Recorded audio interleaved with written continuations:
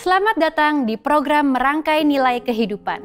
Program ini didanai oleh donasi saudara kepada Pijar TV yang memampukan pelayanan nirlaba kami ini menyiarkan kabar kasih Kristus ke seluruh pelosok Indonesia. Kami mengemas dan memproduksi program ini sebagai respon dari pertanyaan-pertanyaan yang diajukan oleh pemirsa Pijar TV terkait topik-topik yang spesifik seputar iman Kristen.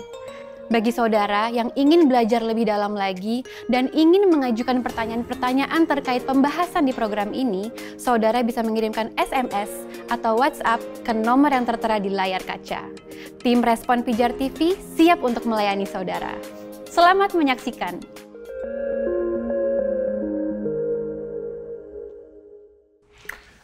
Shalom pemirsa Pijar TV yang dikasihi Tuhan. Kita jumpa lagi dalam program Merangkai Nilai Kehidupan. Seperti biasa kita akan kembali membahas topik-topik yang menarik yang tentunya harapan saya dapat memberkati saudara sekalian. Nah, pada kesempatan ini topik pembahasan kita adalah mengerti waktu Tuhan. Kalau kita mau jujur, seberapa sering kita merasa kecewa kepada Tuhan karena Tuhan tidak menjawab dengan segera apa yang menjadi kebutuhan kita. Kita sudah berdoa, meminta sesuatu, misalnya apa, kesembuhan, masalah dalam pekerjaan, atau pergumulan yang sedang kita alami. Sampai-sampai kita kadang masuk dalam suatu keadaan yang sangat mencemaskan. Kok seolah-olah Tuhan tidak menjawab doa-doa saya?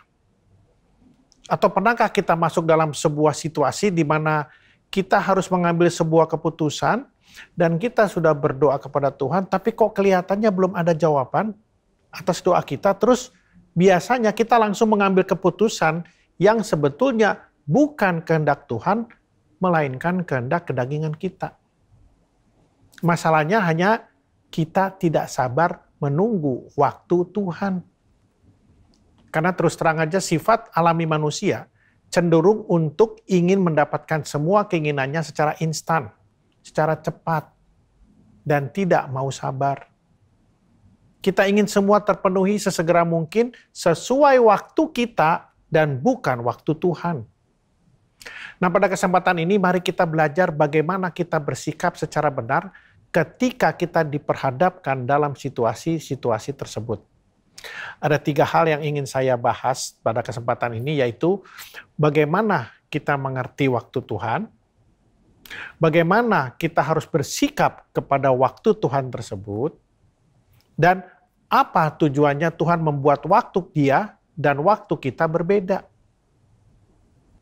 Nah, mari kita membahasnya satu persatu dari ketiga hal tersebut. Yang pertama adalah mengerti waktu Tuhan. Kita tahu bahwa waktu Tuhan dan waktu kita selalu berbeda.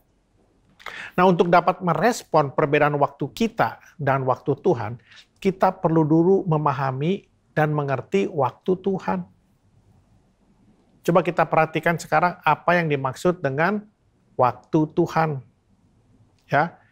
Yang pertama adalah Tuhan memiliki waktu untuk segala hal. Ya, coba kalau kita lihat di Galatia 4 ayat 4. Tetapi setelah genap waktunya, maka Allah mengutus anaknya yang lahir dari seorang perempuan dan takluk kepada hukum Taurat. Dari ayat ini, kita bisa tahu bahwa arti dari Tuhan memiliki waktu untuk segala hal adalah bahwa Tuhan memiliki sebuah rencana atau agenda dalam setiap kehidupan kita. Tuhan sudah punya agenda kapan Dia berinkarnasi menjadi manusia melalui Kristus Yesus. Tadi ayat itu sudah dinyatakan. Pas genap waktunya siapa? Waktunya Tuhan, maka lahirlah Yesus. Jadi Yesus tidak lahir di zamannya Musa, tapi berapa ribu tahun setelah Musa. Atau berapa ribu tahun setelah Abraham, baru Yesus lahir. Tuhan punya waktunya sendiri. Tuhan punya agenda kenapa kita harus lahir tahun sekian, dan bukan lahir pada zaman Tuhan Yesus katakanlah. Atau bahkan zaman sebelum Tuhan Yesus. Kenapa kita lahir tahun 1900 sekian? Tuhan punya agenda kenapa kita masuk dalam sebuah masalah atau pergumulan seperti yang sedang kita alami sekarang. Kenapa Tuhan belum atau tidak menjawab doa-doa kita? Dalam masa menunggu, kita seringkali lemah dan putus asa. Karena kita merasa bosan dan tidak lagi sabar ketika melihat kenyataan tidak sesuai dengan apa yang kita inginkan. Kemudian biasanya apa? Kita mendesak Tuhan dan cenderung memaksa Dia untuk segera menolong menurut cara dan waktu kita. Coba kalau kita lihat di dalam Pengkhotbah 3 ayat 11a. Ia membuat segala sesuatu indah pada waktunya. Bahkan ia memberikan kekekalan dalam hati mereka. Jadi kita harus mengerti bahwa Tuhan memiliki agenda dalam setiap kehidupan kita. Baik dalam keadaan suka maupun dalam keadaan duka. Dan ia akan membuatnya indah pada waktunya. Itu yang pertama, untuk mengerti waktu Tuhan. Dan yang kedua, Tuhan tidak memberitahu secara detail waktunya. Coba saudara bisa bayangkan nggak? Kalau Tuhan kasih tahu kepada kita semua, kapan kita akan mati. Kapan kita akan memasuki pergumulan. Misalnya beginilah, Tuhan kasih tahu sama saya atau kepada kita kalau anak kita akan mendapatkan kecelakaan minggu depan. Kalau hidup kita akan selesai pada tanggal sekian, jam sekian. Nah, kira-kira menurut saudara, apakah hal itu akan membuat kita bahagia? Bukannya bahagia, malah kita jadi stres kan? Kalau kita tahu besok kita akan mati jam sekian, atau 3 bulan lagi kita akan mati jam sekian. Bukannya bahagia, tapi tambah stres. Kalau hal-hal yang baik yang Tuhan mau kasih tahu sama kita, mungkin juga nggak ada masalah. Tapi kalau hal-hal yang buruk yang akan terjadi. Jadi memang Tuhan tahu bahwa yang terbaik bagi kita adalah kita tidak perlu tahu waktunya Tuhan. Tapi ketika kita melewati setiap pergumulan dalam hidup ini, kita akan berkata kepada Tuhan, kok bisa ya saya melewatinya? Nah, di saat itulah kita baru mengerti waktu Tuhan dan mensyukuri segala pergumulan yang memang harus terjadi dalam hidup kita. Bahkan ketika kita melewati setiap pergumulan kita semakin hari semakin dibuat mengenal siapa Dia dalam hidup kita. Dan ketika kita mengenal Dia, kita akan mengetahui apa rencana dan rancangannya dalam hidup kita. Itu yang kedua. Dan yang ketiga, untuk mengerti waktu Tuhan. Tuhan lebih mementingkan proses daripada hasil. Ketika kita berbicara tentang proses, ada 2 hal yang terkandung di dalamnya ya. Yaitu berbicara tentang waktu dan cara. Nah, kita harus mengerti bahwa Tuhan kadang-kadang kelihatannya lambat. Tentunya lambat ini dari persepsi manusia. Sebetulnya Tuhan ingin kita berproses. Tidak ada satupun anak kesayangan Tuhan yang tidak dimasukkan dalam proses. Dan waktu adalah salah satu alat yang dipakai oleh Tuhan untuk memproses kita. Waktu Tuhan pakai untuk memproses kepercayaan kita.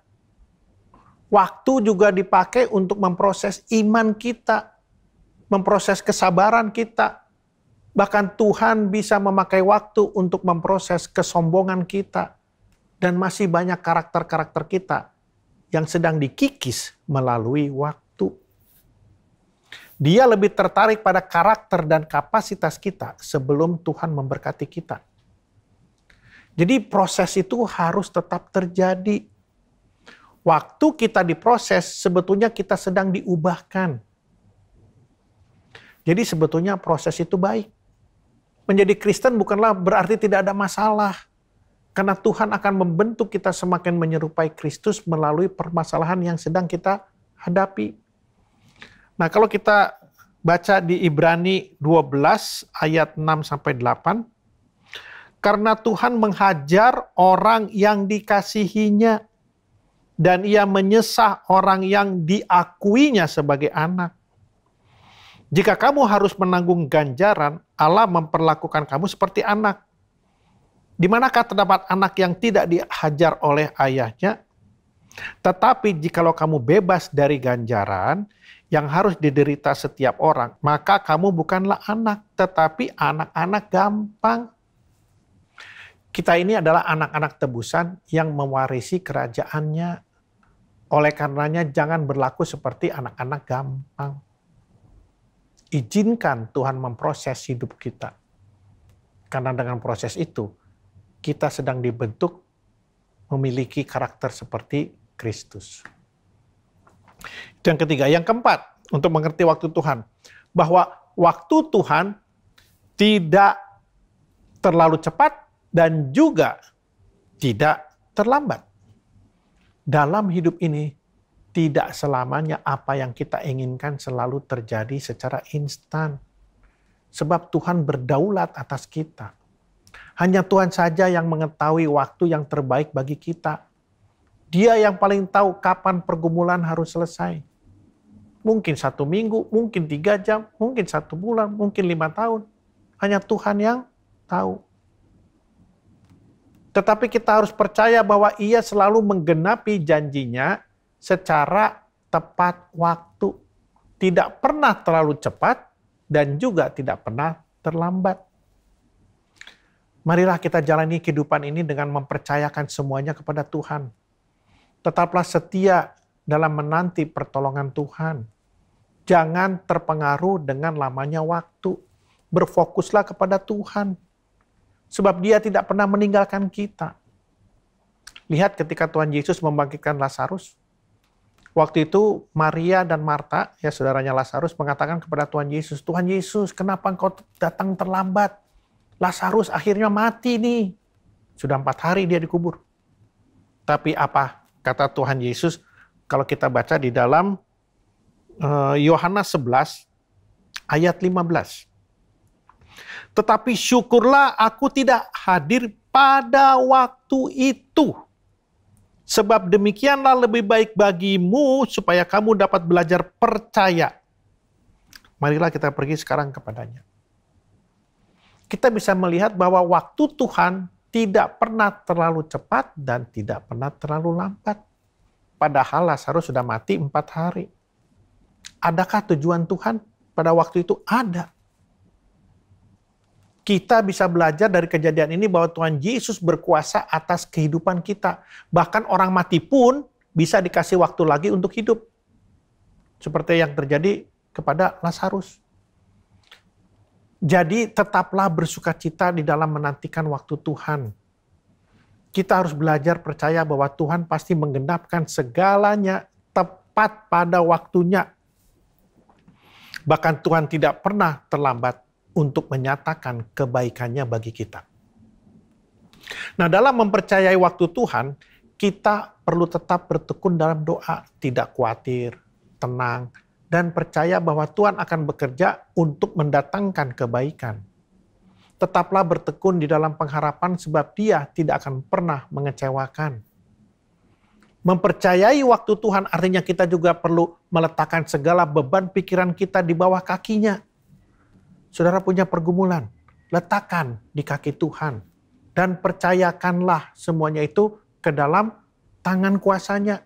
Karena Dia akan bertindak tepat pada waktunya. Dan jangan pernah berjalan di dalam keraguan serta kecemasan.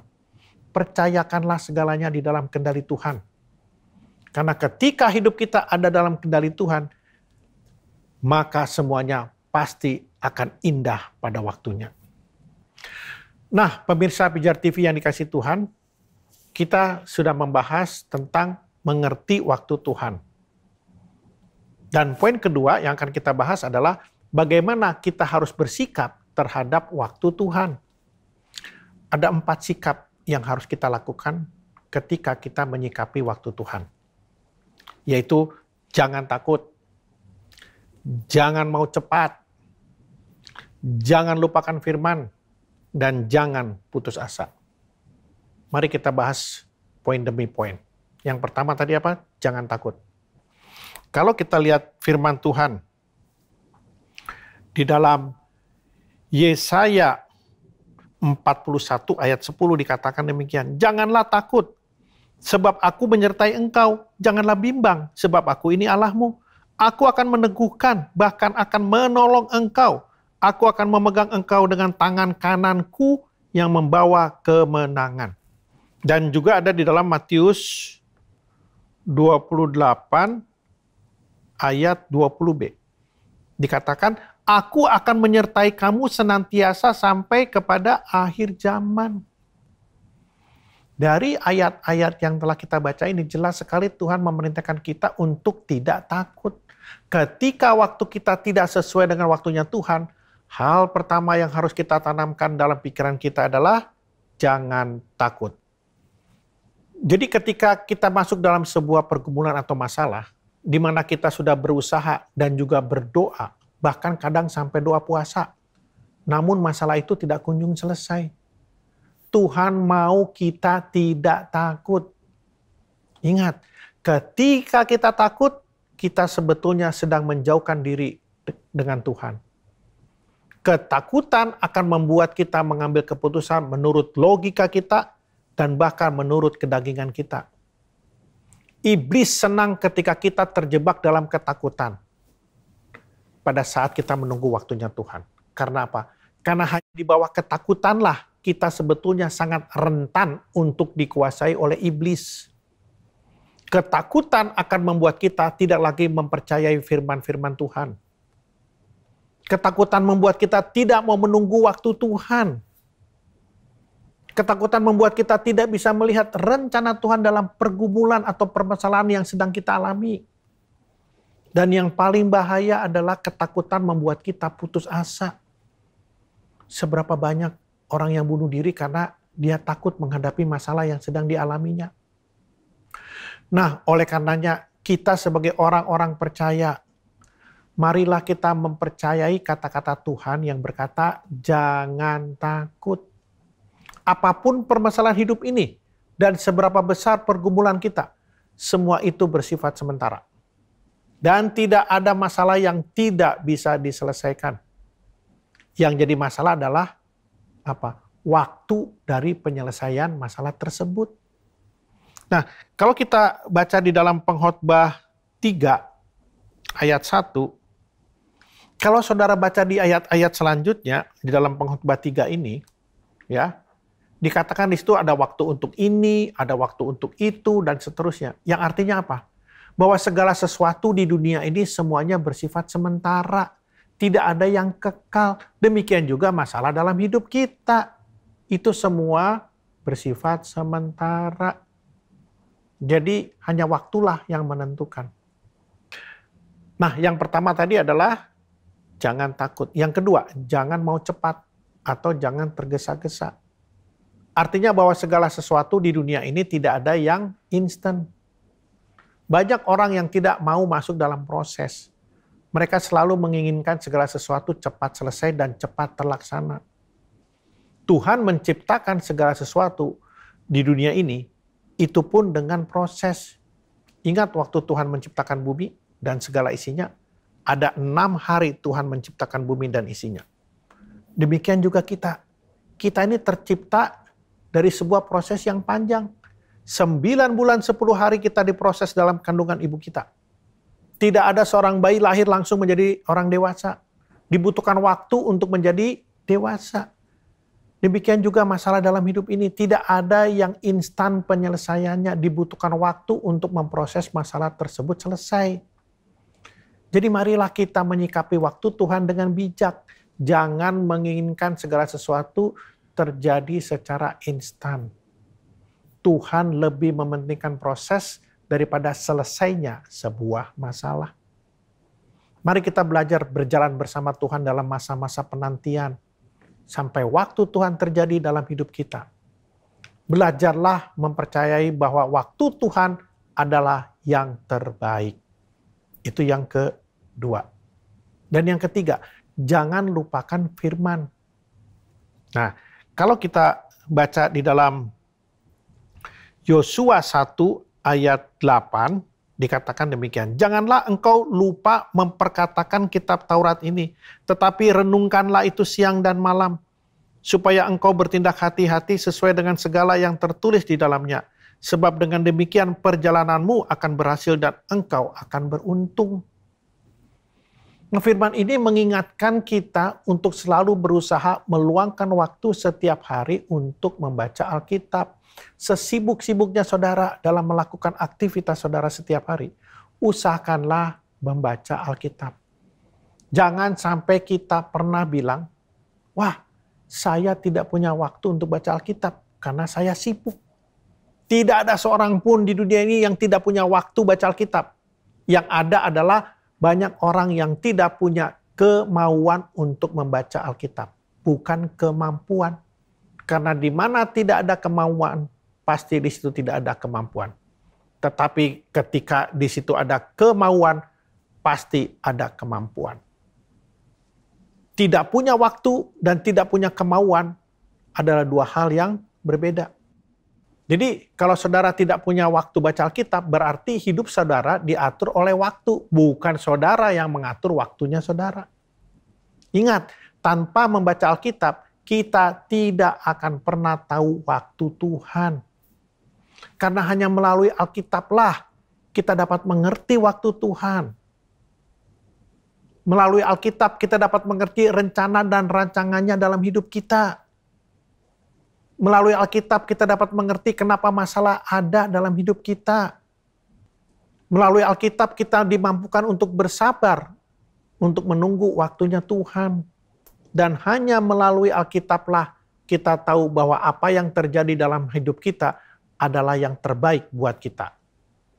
Karena kita sudah mengerti bahwa Allah turut bekerja dalam segala sesuatu untuk mendatangkan kebaikan bagi mereka yang mengasihinya. Yaitu mereka yang terpanggil di dalam rencananya.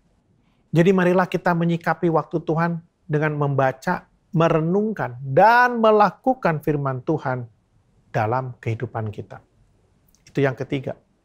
Dan yang keempat, jangan putus asa. Ini adalah sikap yang keempat. Mungkin kita sedang mengalami penderitaan yang terasa tidak kunjung berakhir. Situasi yang terlihat kelam, atau penantian yang sudah begitu lama. Mungkin kita mengalami situasi yang menekan kita dari segala arah. Mungkin kita tidak kunjung memperoleh kesembuhan yang kita harapkan sekalipun kita sudah berharap atau percaya kepada Kristus. Meskipun demikian, Yesus tetap mengajak kita untuk terus mencari Dia, mempercayai Dia dan tidak pernah putus asa atau menyerah. Kita tidak pernah tahu kapan proses dalam hidup kita ini selesai. Hanya Tuhan yang tahu. Tetapi jangan pernah menyerah. Karena siapa tahu bahwa kita sudah hampir sampai di garis akhir. Nah, bagaimana cara agar kita tidak menyerah atau tidak putus asa? Caranya adalah jangan fokus pada masalah yang sedang kita hadapi.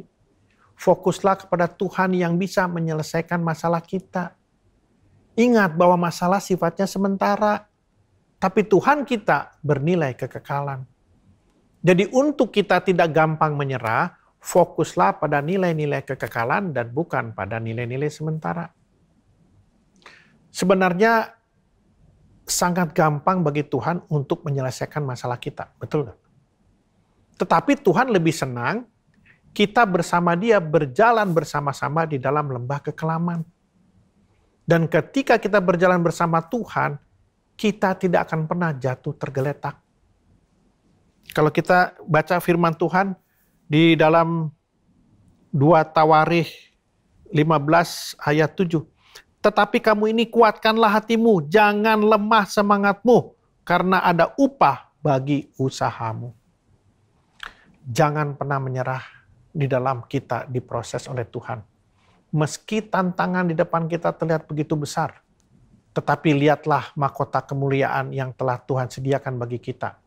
Di sana dikatakan, karena ada upah bagi usahamu. Tuhan sudah menyediakan mahkota kemuliaan bagi kita ketika kita tetap bertekun dan tidak pernah putus asa. Pemirsa Pijar TV yang dikasihi Tuhan, kita sudah membahas 2 poin, yaitu mengerti waktu Tuhan dan bagaimana kita bersikap atas waktu Tuhan. Nah, poin ketiga adalah kita membahas apa tujuannya. Kenapa waktu Tuhan dan waktu kita berbeda. Sebetulnya Tuhan punya suatu tujuan kenapa waktunya dan waktu kita berbeda. Tujuan yang pertama ya adalah untuk menguji iman kita. Iman kita diuji melalui kesabaran dalam menanti waktunya Tuhan. Kalau kita baca di dalam Yakobus 1 ayat 2 sampai 4. Ayat ini memberitahukan kepada kita bahwa ujian iman itu membantu kita bertumbuh menjadi Kristen yang dewasa, yang utuh dan tidak kekurangan sesuatu apapun. Allah mengubah hidup kita melalui penantian kita terhadap waktunya Tuhan. Untuk apa? Untuk membuat kita menjadi semakin serupa dengan Kristus. Hanya dengan cara itulah kita bisa memperoleh berkat yang telah Allah siapkan bagi kita di dalam ujian-ujian itu. Ingat kisah tentang Ayub, di mana dia tetap bertekun dalam Tuhan, di dalam penderitaannya, anaknya mati, hartanya hilang semua. Tapi coba lihat respon dari istrinya, sangat negatif. Tapi respon dari Ayub, dia tetap bertekun di dalam penderitaan-penderitaannya. Dan lihat berkat yang Tuhan telah sediakan buat Ayub atas kesetiaan itu, anaknya adalah anak-anak yang tercantik pada zamannya. Hartanya berlipat-lipat kali ganda. Jadi saudara, tetaplah bersabar saat menghadapi ujian. Nantikan Tuhan bertindak. Bertekunlah di dalam iman dan mintalah hikmat Tuhan untuk mengambil keputusan yang benar. Jadi itu tujuan pertama untuk menguji iman kita. Nah, kenapa waktu Tuhan dan waktu kita berbeda? Apa tujuannya? Yang kedua adalah untuk membentuk karakter kita. Kita tahu bahwa karakter itu memegang peran penting dalam seluruh aspek kehidupan kita. Membangun karakter itu penting dalam kehidupan kita dan juga keluarga kita. Dan kita harus membangun karakter di atas dasar yang benar. Banyak orang mempunyai talenta ya, dan pintar dan berhasil mencapai kesuksesannya, namun tidak diimbangi dengan karakter yang kuat. Sehingga kesuksesannya itu tidak bertahan lama. Jadi membangun karakter yang di dalam itu lebih penting daripada membangun penampilan. Karena kalau karakter yang di dalam itu terbangun dengan baik, maka otomatis kehidupan yang di luar pun akan menjadi baik. Sebab apa yang tampak dari luar itu cerminan yang ada di dalam. Itu sebabnya penting bagi kita untuk membangun karakter dan sikap hati yang benar. Ingat bahwa karakter tidak terbentuk dalam semalam loh. Ada sebuah proses yang panjang untuk membentuk karakter seseorang. Nah, dalam konteks ini, ketika kita setia dalam menanti waktu Tuhan, sebetulnya Tuhan sedang memproses karakter kita. Tuhan bisa saja bekerja dengan cara yang ajaib. Namun dalam kaitannya dengan karakter tertentu yang kita minta, katakanlah kita minta kesabaran, Tuhan punya caranya tersendiri. Perbedaan antara waktu kita dengan waktu Tuhan menjadi salah satu alat di tangan Tuhan untuk membentuk karakter kita. Oleh karenanya, marilah kita buka hati kita untuk Tuhan terus bekerja dan membentuk karakter kita agar menjadi seperti karakter Kristus. Karena karakter saudaralah yang menentukan apakah saudara diterima di dalam kerajaannya atau dibuang ke perapian kekal. Jadi saudara, ingat, waktu kita dengan waktu Tuhan berbeda supaya karakter kita terus dibentuk. Nah, pemirsa Pijar TV yang dikasih Tuhan, demikianlah pembahasan kita pada kesempatan ini. Kiranya pemahaman kita tentang mengerti waktu Tuhan membuat kita semakin mengerti bahwa Tuhan menginginkan kita untuk mempercayai waktunya dan tidak memaksakan waktu kita. Dan percayakanlah bahwa waktu Tuhan adalah waktu yang terbaik buat kita. Nantikan pembahasan topik-topik yang menarik lainnya dalam program Merangkai Nilai Kehidupan. Tuhan Yesus memberkati. Salam terang bagi Indonesia.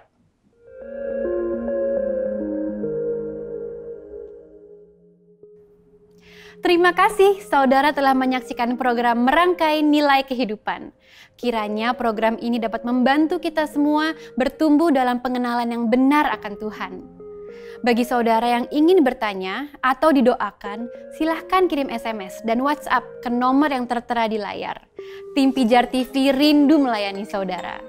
Dan bagi saudara yang rindu untuk berpartisipasi dalam pengabaran Injil melalui siaran televisi Pijar TV ini, saudara bisa mengirimkan donasi saudara ke nomor rekening BCA 5055182121 atas nama Yayasan Pelayanan Media Indonesia. Mari bersama kita menyebarkan kebenaran firman hingga ke seluruh pelosok negeri. Salam terang bagi Indonesia.